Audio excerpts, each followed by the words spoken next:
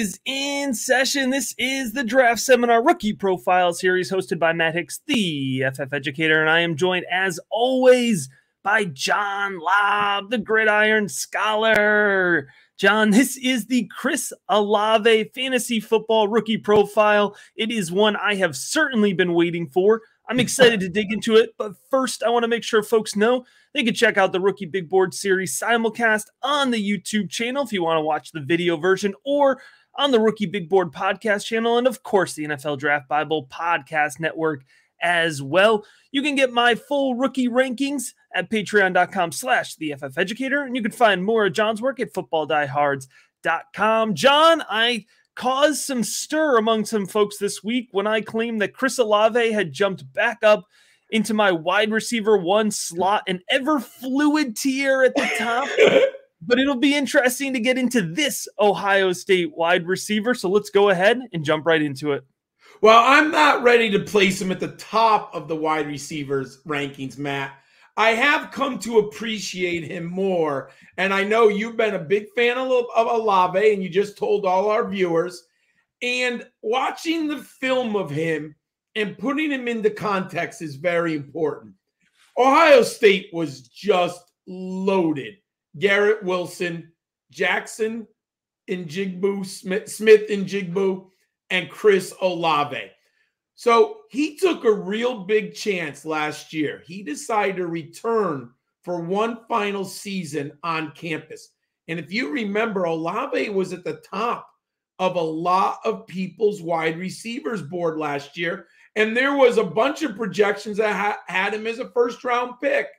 So he took the chance and he came back. Unfortunately for him, he is no longer the unanimous number one across the country. But what I will say, it's not because of what he did. It's more of the other players had good seasons that propelled him a little bit above him, depending on where you're looking at the rankings. I really look back, it's not because of like a lack of talent from Olave, just the depth chart at Ohio State and how well other players have played in 2021.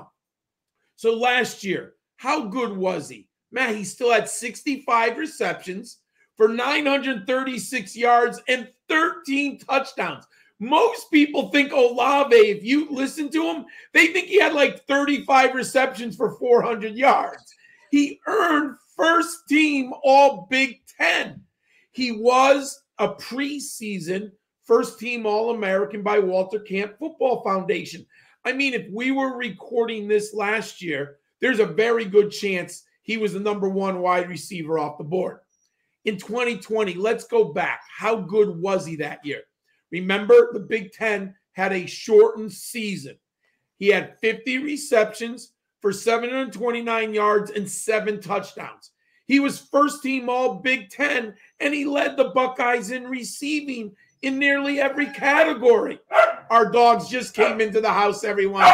Sorry about that, my friends. Then, as a true sophomore in 2019, he paced the team in yards with 849. He had yards per catch, amazing, 17.3, and he had 12 touchdowns. So we have a young man with double-digit touchdowns in 2 of his 3 seasons on campus. He concluded his career at Ohio State, 3rd in receptions, 5th in yards, and 1st in touchdowns with 35. So I went back, high school, 4-star prospect from San Diego, and he's a 3-sport athlete: basketball, track and field, and football. Matt, I get what you see in him now. I have a first-round grade. What's your film study say? Yeah, John, a really, really well-rounded wideout. It has to start by talking about his hands, though. He has really consistent hands. You could go back, John, watch 2021 tape, 2020 tape, 2019 tape. You are not finding examples of drops, and certainly not a consistent issue by any means. He reacts really well to the ball. He has excellent ball tracking. He reacts well to off-target passes. And for his size, he displays a good catch radius and long arms. And again, the mentality to be able to find the ball wherever it is. He's fast, John. He speeds up quickly.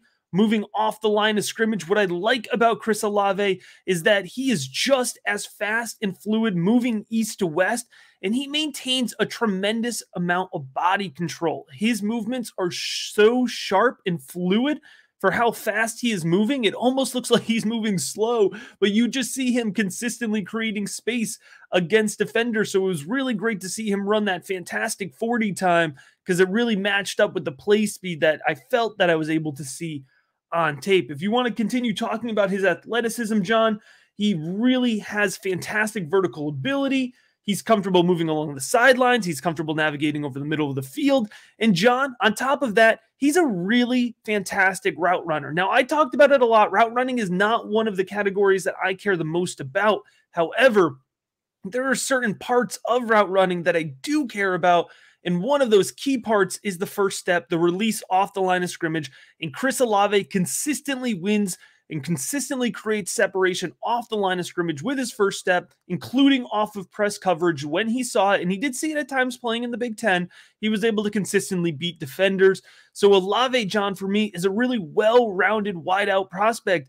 In this year's wide receiver class, in a tight tier, if he is able to capture the draft capital I think he is going to get, which we'll get to here towards the end of this profile, then for me, he will end up being the wide receiver one in the class. But before we do that, I want to dig more into the numbers, because like you said, John, I think folks kind of missed just how productive he has been. Yeah, Matt, when I looked at the combine 40 and he's 6 feet, 187, and then I really looked at these career numbers. And viewers, my friends, this Ohio State locker room is loaded. Remember, they also had Jamison Williams on that team, the Alabama wide receiver. So the amount of talent at Ohio State at the wide receiver position is incredible. And look at the numbers, Matt. 175 career receptions, 2,702 career yards. But this is the stat I love, Matt. 15.4 yards per catch. He is a home run hitter. He beats defenders deep over the top, and he gains some yak yards. He is just stupendous with the ball in his hands. 35 career touchdowns. And what I wanted to do, I wanted to go back to 2020 when he was the alpha male. He wasn't this year. Now, he still probably was, but the matchups dictated that Ohio State went to other players with the ball. When you're loaded with 3 stars, well, I'm not going to go against the guy with the worst matchup, right? I'm going to throw the ball to other great players. 2020, 63% catch rate, and his team aerial dominator was 34% with Garrett Wilson on the team. He pops in my model, Matt. I have a first-round grade also now on him. What does the fantasy football universe need to know? Yeah, John, so my NFL draft projection on him, I bucket my first rounders into 3 different categories: top 10, 10 through 20, and then late day 1 is bunched in with early day 2, so picks 20 through 50. And Chris Olave is solidly now in the 10 to 20 range. And that was his ultimate bump up. Before, because the wide receiver class was so competitive, I had him in that 20 to 50 range. I felt after the combine, he confirmed enough of what I was seeing on tape that I was able to push him up into being a top 20 selection. And if that does hold, John, I do expect that he'll at the lowest be my wide receiver 2 and likely still my wide receiver 1. I put him in league winner tier here. So I expect him to, immediately place into the wide receiver 12 to 24 category. So quickly a contributor on your fantasy football roster. Of course, landing spot, we're going to have to see how that works. But Olave is going to be somebody to especially watch here if he is on an offense where there is somebody taking the top off of a defense or pulling the top corner on that offense. Because if you allow Chris Olave to just eat up the underneath of the field, then he is going to do that, and he can be a really high volume wide receiver. In terms of fantasy football value, I keep comparing him to what we saw from Jalen Waddle last year. I think folks are sleeping on his skill set in a very similar way they were sleeping on Jalen Waddle's skill set, and we were able to project Jalen Waddle into a high volume role. So let's hope for a similar situation with Chris Olave. His current rookie ADP projection, I'm putting him at mid-round 1. I think that's actually higher than what you're going to see in most mock drafts right now. I think in most mock drafts right now, Chris Olave is still being valued 108, 109, 110, lower or later first round rookie ADP, but I do expect that to rise up because I think some folks will be surprised at how high he goes in the NFL draft. And John, my exposure is going to be high on Chris Olave. I mentioned the name Jalen Waddle earlier, Justin Jefferson the year before. There's always these wide receivers that I can get at a value. And when I do, John, I am relentless in getting high exposure to him because it consistently pays off for me. So I'm excited for Chris Olave to be the next guy in these series of big wide receivers that are now at the foundation of my dynasty rosters. John, I hope all of the listeners have made this series a foundation of their rookie research. You're going to want to make sure you're subscribed, whether you're watching on YouTube or listening on your favorite podcast provider. We have many more rookie profiles to go. And as always, we appreciate